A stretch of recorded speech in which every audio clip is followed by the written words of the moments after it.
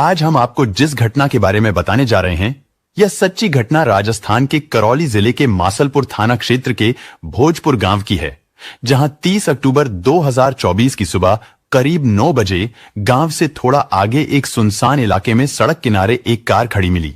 सुबह का वक्त था, लोग खेतों की तरफ आ जा रहे थे तो कुछ लोगों की नजर उस गाड़ी पर पड़ी, लेकिन उन्होंने ज्यादा ध्यान नहीं दिया और अपने अपने काम में लग गए। वक्त बीतता गया, मगर कार जैसे खड़ी थी वैसे ही वहीं की वहीं खड़ी रही। अब लोगों को शक होने लगा कि आखिर ये गाड़ी इतनी देर से यहां क्यों खड़ी है। इसीलिए उन लोगों ने सोचा कि एक बार पास चलकर देखना चाहिए। तो जैसे ही वह लोग कार के पास पहुंचे तो उनका दिल जोरों से धड़कने लगा, क्योंकि बाहर से ही खून के धब्बे साफ दिखाई दे रहे थे, जो अब सूख चुके थे। फिर भी जब लोग हिम्मत करके कार के अंदर झांकते हैं तो उनकी आंखें फटी की फटी रह गईं, क्योंकि ड्राइविंग सीट पर एक युवक बैठा था जिसका सिर स्टीयरिंग पर झुका हुआ था और उसके कपड़े खून से लथपथ थे।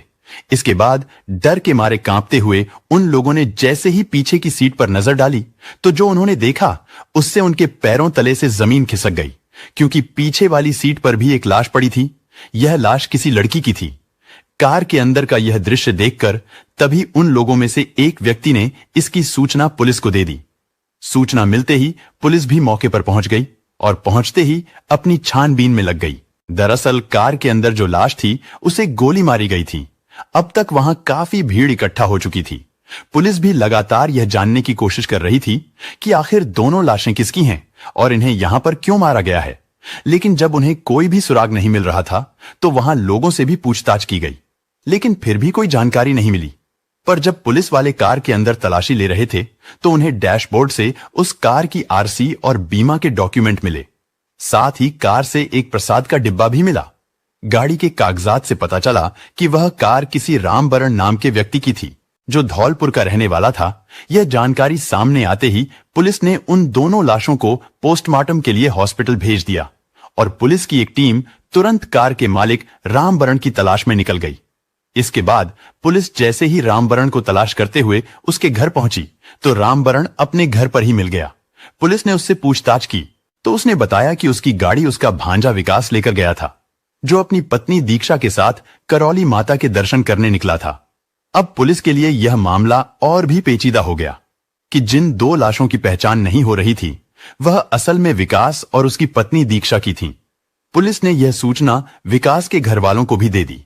विकास के घर यह सूचना मिलते ही वहां मातम पसर गया।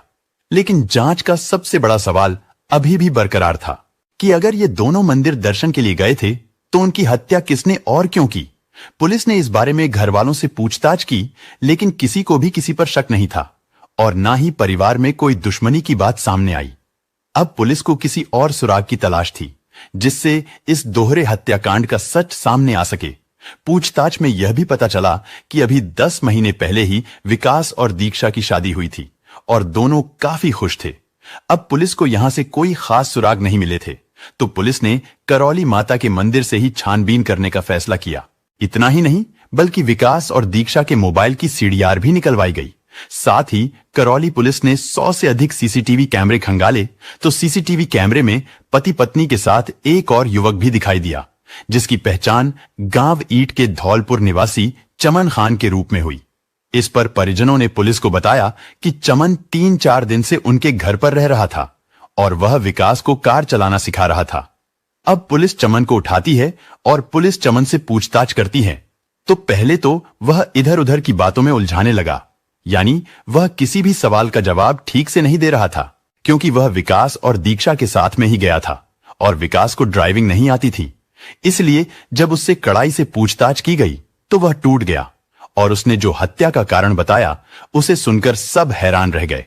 उसने बताया कि उसने और विकास के मामा रामबरण ने मिलकर उन दोनों की हत्या की थी। फिर पुलिस ने विकास के मामा रामबरण को हिरासत में ले लिया।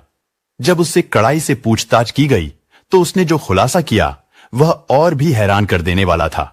रामबरण ने बताया कि मैंने ही अपने भांजे और उसकी पत्नी को गोली मारी है, लेकिन मेरी उनसे कोई दुश्मनी नहीं थी और ना ही मुझे उनसे कोई फायदा था, बल्कि मैंने यह सब सिर्फ अपनी बहन की बात रखने के लिए किया, क्योंकि मेरी बहन ललिता यानी विकास की मां ने ही मुझे ऐसा करने के लिए कहा था। यह खुलासा होते ही करौली पुलिस ने अचनेरा के गांव सांता में दबिश डालकर विकास की मां को गिरफ्तार कर लिया। तो उसकी गिरफ्तारी के बाद गांव में हड़कंप मच गया, क्योंकि जब यह खबर फैली कि एक मां ने ही अपने बेटे और बहू की हत्या करवा दी तो लोगों को यकीन नहीं हुआ। लेकिन जब वजह सामने आई तो सबके होश उड़ गए। यानी गांव वालों को भरोसा ही नहीं हो रहा था कि कोई मां इतनी बेरहम भी हो सकती है कि अपने ही बेटे और बहू की जान लेने की साजिश रचे। खैर, इसके बाद जब पुलिस ने ललिता से पूछताछ की तो पूछताछ में मां ललिता ने अपना जुर्म स्वीकार कर लिया। लेकिन उसने जो हत्या की कहानी बताई वह बहुत अजीब थी और उस कहानी पर पुलिस वाले भी यकीन नहीं कर पा रहे थे, क्योंकि कहानी ही कुछ ऐसी थी। दरअसल पूछताछ के बाद जो कहानी निकलकर सामने आई वह कुछ इस प्रकार थी कि अचनेरा के गांव सांता में विकास अपने परिवार के साथ रहता था और अभी विकास की शादी नहीं हुई थी। फिर भी वह रंगीन मिजाज का लड़का था, तो उसके साथ कई लड़कियों के संबंध थे, जिसको लेकर उसके माता पिता काफी परेशान रहा करते थे, क्योंकि घर में और भी बच्चे थे जिन पर इन सब बातों का बुरा असर पड़ सकता था। तो इस वजह से मां बाप ने कई बार समझाया भी था, लेकिन विकास पर किसी भी बात का असर नहीं हो रहा था। इसलिए बूढ़े मां बाप परेशान थे, तो उन्होंने सोचा कि अब विकास की शादी कर देनी चाहिए, क्योंकि शायद जब बहू घर में आ जाएगी तो विकास खुद सुधर जाएगा। यह बात दिमाग में आते ही परिवार वाले उसके लिए रिश्ते की खोज में लग गए। लेकिन उन्हें सुंदर से सुंदर लड़की चाहिए थी, क्योंकि विकास के घर वालों को उम्मीद थी कि अगर बहू खूबसूरत होगी तो शायद विकास किसी दूसरी लड़की की तरफ ध्यान नहीं देगा। इसी वजह से थोड़ी खोजबीन के बाद एक लड़की मिल गई, जिसका नाम दीक्षा था। दीक्षा न केवल खूबसूरत थी बल्कि पढ़ी लिखी भी थी। इसलिए विकास के मां बाप ने बिना देर किए शादी पक्की कर दी और फिर फरवरी 2024 में विकास और दीक्षा की शादी बड़े धूमधाम से हो गई। अब बहू घर आने के बाद सब कुछ ठीक ठाक चल रहा था, लेकिन घर वाले एक बात से हैरान थे। उन्होंने नोटिस किया, नोटिस ही नहीं बल्कि देखा भी है कि शादी के बाद भी विकास में कोई बदलाव नहीं आया, बल्कि वह पहले से भी ज्यादा अय्याशी करने लगा था, जिसकी वजह से एक दिन तो हद ही हो गई कि विकास की मां ने खुद उसे एक लड़की के साथ आपत्तिजनक हालत में देख लिया। यह देखकर उनके होश उड़ गए, यानी मां का दिमाग खराब हो गया। इसके बाद उसने सोचा कि इस बात को उसकी पत्नी दीक्षा को बता देनी चाहिए, क्योंकि वह उसकी पत्नी है, इसलिए शायद वही कोई रास्ता निकाल ले। मां दीक्षा के कमरे में पहुंच गई, लेकिन जब वह दीक्षा के कमरे में पहुंची तो उसके पैरों तले से जमीन खिसक गई, क्योंकि दीक्षा गांव के ही एक लड़के के साथ आपत्तिजनक स्थिति में थी। यह नजारा देख मां को चक्कर आ गया। यहीं से उसने तय किया कि वह बेटे और बहू दोनों को रास्ते से हटा देगी, क्योंकि घर में और भी बच्चे थे जिन पर यह सब बहुत गलत प्रभाव डाल सकता था, क्योंकि विकास की आदत सुधरने वाली नहीं थी और उसे सुधारने के लिए जिसे लाया गया था वह खुद भी उसी में लिप्त थी। इसलिए मां ने अपने भाई रामबरण के साथ मिलकर अपने बेटे और बहू को मारने का षड्यंत्र रचा। यह दोनों पिछले 2 महीने से दोनों को मारने की प्लानिंग कर रहे थे। प्लान के तहत रामबरण मामा ने कई बार विकास और दीक्षा को एक्सीडेंट या पानी में डुबोकर मारने की कोशिश की, लेकिन हर बार प्लान फेल हो गया। जब यह तरीके काम नहीं आए तो विकास के मामा रामबरण ने नया प्लान बनाया और प्लानिंग के मुताबिक पिछले महीने सस्ते दाम में एक सैंट्रो कार खरीदी और हत्या के लिए पिस्टल का इंतजाम किया। इसके बाद गाड़ी से विकास और दीक्षा को मारने की सही जगह खोजने के लिए रेकी की गई। साथ ही मामा रामबरण ने अपने भांजे को मारने के लिए अपनी गाड़ी के ड्राइवर चमन खान को भी इस साजिश में शामिल कर लिया और उसे पैसे का लालच देकर इस काम में मदद करने के लिए तैयार कर लिया। प्लान के तहत रामबरण और चमन खान द्वारा गदी बाजना मासलपुर के कई सुनसान इलाकों तथा रोड के नजदीक आसानी से दुर्घटना किए जाने लायक स्थानों की रेकी की गई। फिर करीब 6 दिन बाद रामबरण ने अपनी सेंट्रो गाड़ी को लेकर चमन खान को विकास के गांव सांता भेज दिया। चमन खान ने सेंट्रो गाड़ी से विकास और उसकी पत्नी दीक्षा को एक्सीडेंट में मारने का प्लान बनाया, लेकिन चमन खान एक्सीडेंट का सही स्थान नहीं मिलने के कारण अपने इरादों में सफल नहीं हो पाया। जब चमन किसी भी योजना में सफल नहीं हो रहा था तो रामबरण ने चमन खान से फोन पर बात की और कहा कि तुम विकास और उसकी पत्नी दीक्षा को कैला देवी मंदिर घुमाने के बहाने ले जाओ और वह रास्ते में मिल जाएगा। इसके बाद चमन खान ने विकास और उसकी पत्नी दीक्षा को कैला देवी घुमाने का बहाना बनाया और 29 सितंबर को उन्हें साथ लेकर कैला देवी के लिए निकल पड़ा और रास्ते में उसने रामबरण को फोन करके बता दिया कि सब कुछ प्लान के मुताबिक चल रहा है। इसके बाद फिर शाम होते होते विकास और दीक्षा ने कैला देवी के दर्शन कर लिए। उधर चमन खान ने पहले से बनाई गई योजना के अनुसार रात में ही दोनों को लेकर मासलपुर की ओर बढ़ना शुरू कर दिया। दूसरी तरफ मामा रामबरण भी अपने गांव ईट जिला धौलपुर से निकल पड़ा।